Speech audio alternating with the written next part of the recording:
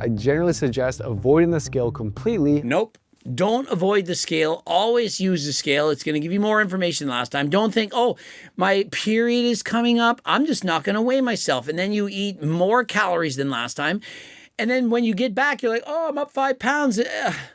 It's your own fault. Weigh yourself. And remember, median weight. It's not the average. The median is the middle number. You cross out the highs, the period days when you're bloated. You cross out the lows when you're dehydrated, and you take what's left. That's the median weight. You compare the median weight from 1 week to the next, and if it's going up, it's on you. You can't blame your period. You can't blame your mother. You can't blame Coach Greg. You can perhaps blame God, but that is not going to help you. And so just eat less or do more. So far, you've lost 11.5 pounds. Yeah. And your body fat is down to 22.5%. In 45 days, just over 6 weeks, he's already lost over 10 pounds and his body fat has dropped to 22.5%. Do you see how easy this is? They're not like doing 3 hours of cardio a day. They're going for walks. He's on a calorie deficit. This shows how easy it truly is to lose weight. And she's lost already 9 pounds. Remember, she comes from a lower percentage and 6% body fat. This is huge. She's losing about 1% body fat per week, the upper level of what is healthy. And so, does it really look that hard? But for Nicole, she was quickly approaching a level of leanness that's only achieved by 2% of women. And so Nicole, who's now at 27% body fat, which is still overweight, reminder, this is still overweight. 25%, that's considered the healthy mark. Above that, a little bit overweight. And so she's only a couple percentage body fats away from the elite, the rare woman who's not fat. Only 2% of women are healthy. So every pound she loses from this point is gonna feel like a battle. If you do cardio, if you race bikes, if you go to the gym, if you're eating from my cookbook, this is easy. It's not a challenge. Though in Nicole's case, the battle seemed to be much more psychological. Like today when I woke up especially, just very like bloated. Like I don't feel like I look as lean. I definitely feel like... It's all in her head. Look, I've coached enough people, thousands, that I realize that people who get really lean, they're the worst.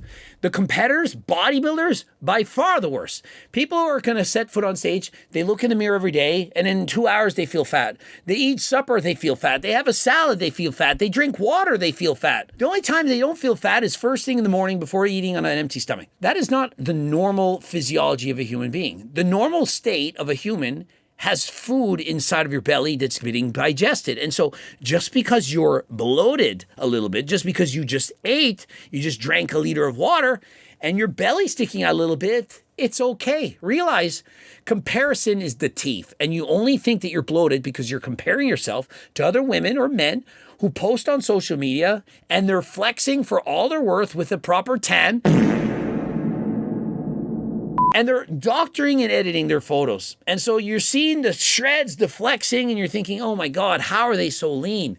They're so lean because they're tensing and they haven't eaten yet. I actually encourage her to do the exact opposite, to give herself an extra day to rest and just go enjoy a night out with Luke without tracking any calories. This is a myth that keeps being perpetuated. Hey, if you're struggling, you're having a hard time losing weight, just have a major cheat day, eat whatever you want for a day, don't track anything, and then the next day you're gonna be shredded, it's gonna be all better. No, it's gonna be way worse. This is analogous to you're on a budget, you only make, for example, $5,000 a month, and you can't just buy whatever you want. The life isn't free, like, for example, for Coach Greg. I don't have to check price tags or examine things, decide what's expensive, what is not. If you're on a budget and you're getting stressed out by having to save money all the time, do you, for example, once a week on Friday, just say, hey, have a cheat splurge. Go and buy whatever you want. Don't look at prices. Don't look at tags. Things can quickly add up. 1 hour of spending freely, you could undo everything you've done all week.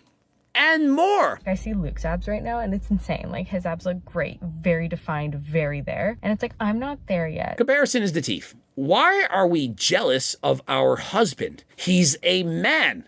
Men have better looking abs than a woman. It makes no sense. We've both been just like so irritable. I just kind of pick a fight a lot more, and it does usually time around food. And so already they're now hangry. They've been losing weight too quickly. They're hangry. They don't feel happy. Things are not going as planned. Although they're losing a lot of weight, it's too fast. It's too much. This is not healthy nor sustainable. And so I don't suggest that they keep dieting. If they do, in fact, really, really want it, the secret is this. Here, tell this to Jeremy. Come closer. Harder and longer cardio. This is a secret. Remember, they don't have 2 hours a day to ride bikes, for example. If they did, that would be easy.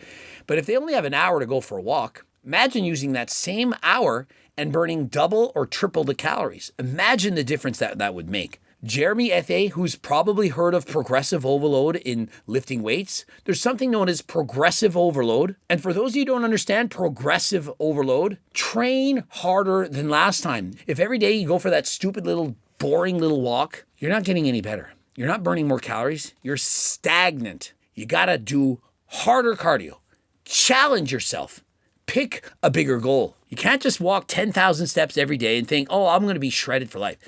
It doesn't work like that. I mean, unless you're on a GLP and you have no hunger at all, you're going to eventually not continue to lose weight. You're going to get hangry. You're going to want to have a cheat meal because you haven't got my friggin' cookbook. Y'all realize this. Those who have it, they already know. But if you don't have it, well, there lies the problem. And so you got to friggin' burn off more calories doing cardio, and you can keep going on your weight loss journey. More than 80% of dieters who successfully lose fat can't keep it off. It's interesting that he says 80% of people that lose weight, they can't keep it off. It's 95%, Jeremy. It's not 80%.